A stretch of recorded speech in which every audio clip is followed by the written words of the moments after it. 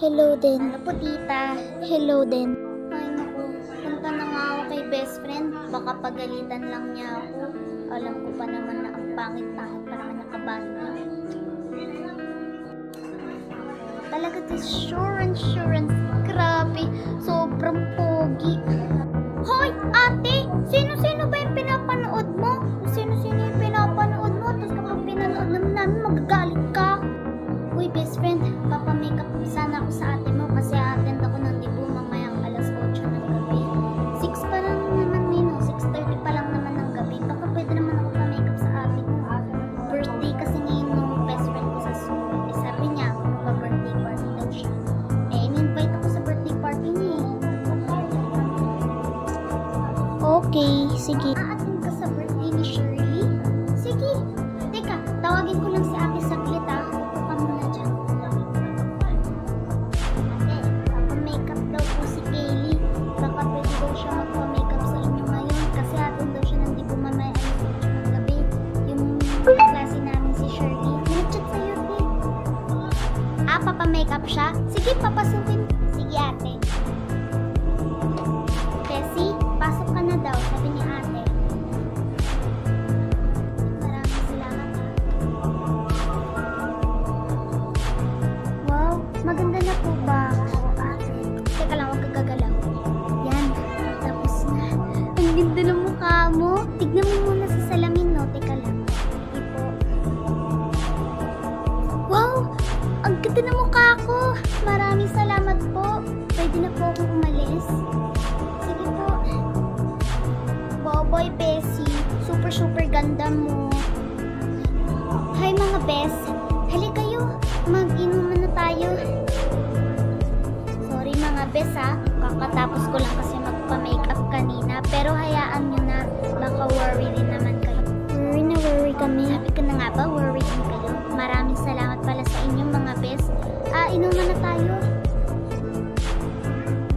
Ang sarap talaga ng coffee tea nila dito. Gusto ko coffee tea, ayoko kasi ng alak. Masyado mapait. Pero worry din naman ako. Mga mamayang alas 9, di ba uuwi na rin tayo? Salamat guys. Anong oras na? Hindi pa rin umuwi si Kaylee. Naku, talagang anak ko na yun. Alam naman niyang nagagalit pa naman minsan ng papa niya. Magagalit na naman yun. Wow! Ang ganda mo talaga, Shirley. Dapat talaga sa'yo nagpa-birthday kasi ang yaman-yaman mo. Feeling ko guys, gusto ko din magpa-birthday party kapag ako'y nag-birthday. Pero December 15 pa kasi eh. Super tagal pa ng birthday ko. Baka lang hindi kayo abuti ng isang taon o isang buwan. Naku, nagkaalala talaga ako sa anak kong si Kaylee. Nawawala na naman. Oo nga pala, di ba best friend ko naman siya? Tawagan mo nga siya. Sige po, tatawagan ko lang po. Ate Kaylee. Woo! Wait lang guys. Hello? Uy, ikaw pala best friend. Bakit? Ano daw sabi ni mama?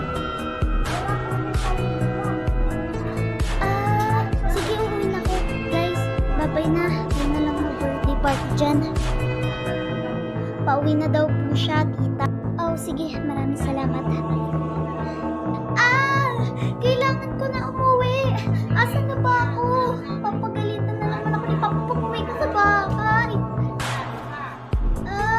Asan na ba ako? Nililigaw na naman ako. Pag nalaman niya na naman na umalis na naman ako ng bahay.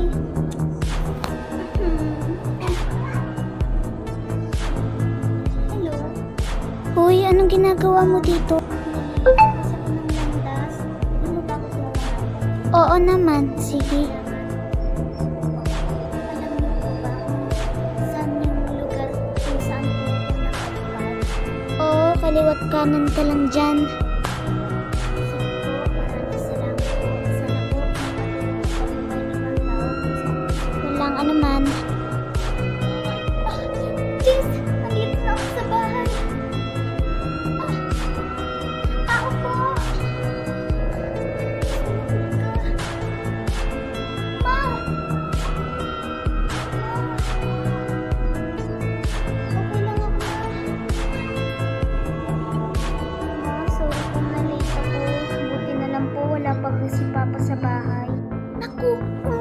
saglit kasi nahanap ka kanina. Sabi ko nga, is natutulog na. Ayoko pa naman nasasaktan ka, anak. Bessie, that's okay lang. Kasi alam mo,